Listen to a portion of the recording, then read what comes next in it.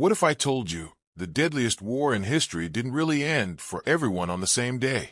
Some people celebrated, while others were still fighting, not knowing the war was over. If you skip without subscribing, you will literally miss stories you will never hear again. And once it's gone forever.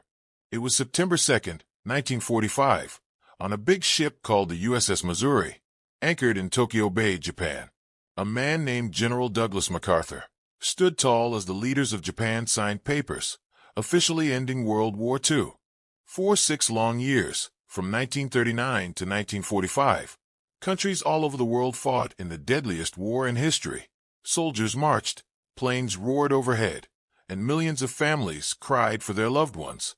Cities were destroyed, and everyday life felt impossible.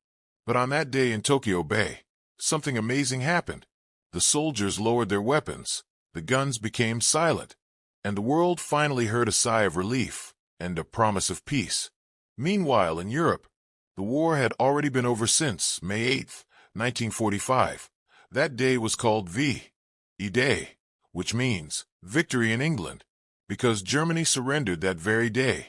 Families hugged each other tight, tears mixed with smiles, and children ran into the streets, celebrating a future without bombs.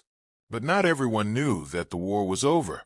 In some remote islands, deep in the jungles, soldiers were still hiding, still fighting, still thinking the war raged on. Some didn't surrender for years, because they were trapped in the past and refusing to believe the news.